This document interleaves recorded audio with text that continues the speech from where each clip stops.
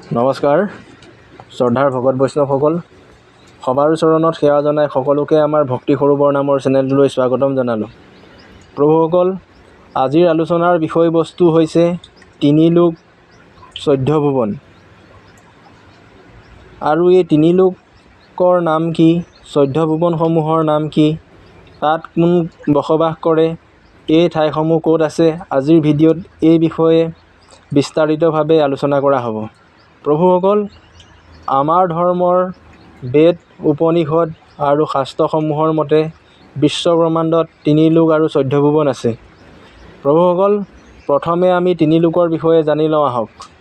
তিনি লুকৰ প্ৰথম লুক হৈছে স্বৰ্গলোক, দ্বিতীয় লুক হৈছে মৰ্ত্যলোক আৰু তৃতীয় লুক হৈছে পাতাল লোক।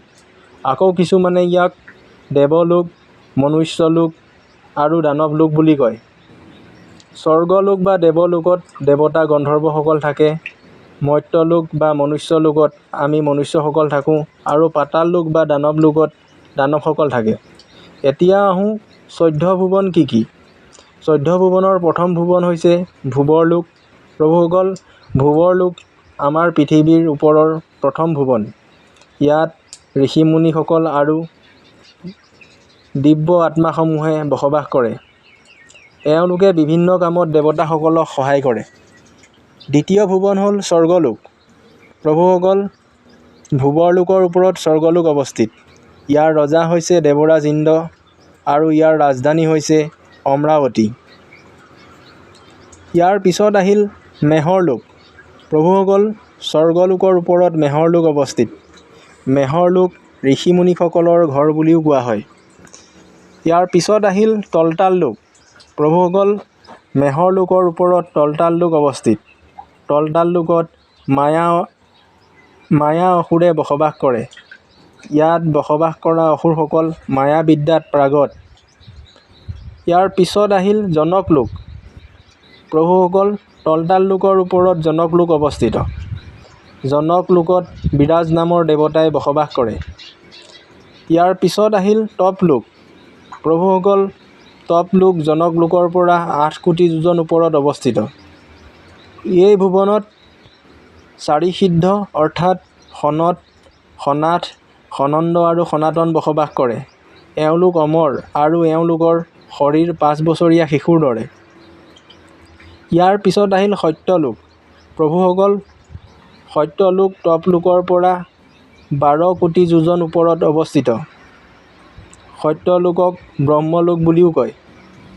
সত্য লোকত ব্ৰহ্মাদেৱ, তেওঁৰ পত্নী দেৱী সৰস্বতীৰ সৈতে বসবাস কৰে আৰু এওঁলোকৰ সৈতে কিছুমান পবিত্ৰ আত্মা বসবাস কৰে, যিসকলে নিজৰ কৰ্ম আৰু সাধনাৰ ফলত ইয়াৰ অধিকাৰী হয়।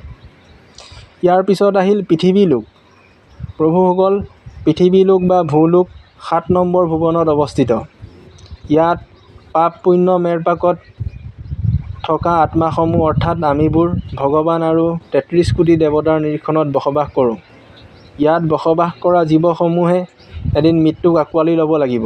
সেইকাৰণে ইয়াক মৃত্যুলোক বুলিও কোৱা হয়। ইয়াৰ পিছত আহিল অতাল লোক। প্ৰভুসকল, অতাল লোক আমাৰ পৃথিৱীৰ তলত অৱস্থিত। ইয়াত বালা নামৰ প্ৰতাপী অসুৰে বসবাস কৰে। ইয়াৰ পিছত আহিল বিতাল লোক। প্ৰভুসকল, অতাল লোকৰ তলত বিতাল লোক অৱস্থিত। বিতাল লোকত ভগৱান শিৱৰ এক অংশই ভূত পাৰিষদসকলৰ সৈতে বসবাস কৰে। ইয়াৰ পিছত আহিল সুতাল লোক। প্ৰভুসকল, বিতাল লোকৰ তলত সুতাল লোক অৱস্থিত। ইয়াত ভক্ত প্ৰহ্লাদৰ নাতি ৰজা বলিয়ে বসবাস কৰে আৰু ভগৱান বিষ্ণুৱে নিজেই দুৱৰী ৰূপে বলিক সুৰক্ষা দিয়ে। ইয়াৰ পিছত আহিল মহাতাল লোক। প্ৰভুসকল, সুতল লোকৰ তলত মহাতাল লোক অৱস্থিত। ইয়াত কাশ্যপ ঋষিৰ পত্নীৰ গৰ্ভত জন্ম হোৱা বিষাক্ত সাপসমূহে বসবাস কৰে। ইয়াৰ পিছত আহিল ৰসাতল লোক। প্ৰভুসকল, মহাতাল লোকৰ তলত ৰসাতল লোক অৱস্থিত। ইয়াত শক্তিশালী দৈত্য দানৱসমূহে বসবাস কৰে। এই দৈত্য দানৱসমূহ দেৱতাৰ ঘোৰ শত্ৰু। প্ৰভুসকল, ৰসাতল লোকৰ তলৰ ভুৱন 2টা ভাগত বিভক্ত হৈছে। প্ৰথমটো হৈছে পিতৃলোক, দ্বিতীয়টো হৈছে নৰক লোক।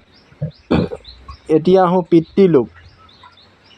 প্ৰভুসকল, পিতৃলোকত আমাৰ পূৰ্বপুৰুষসকলৰ পবিত্ৰ আত্মাই বসবাস কৰে।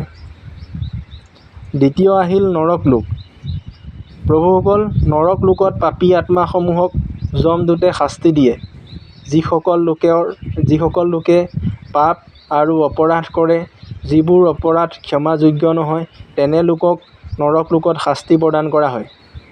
প্ৰভুসকল, তিনি লোক আৰু 14 ভুৱনৰ সম্পৰ্কে জানি কেনে লাগিল জনাব। ভিডিঅ'টো লাইক কৰিব, চেনেলটো ছাবস্ক্ৰাইব কৰিব। ধন্যবাদ। কৃষ্ণ।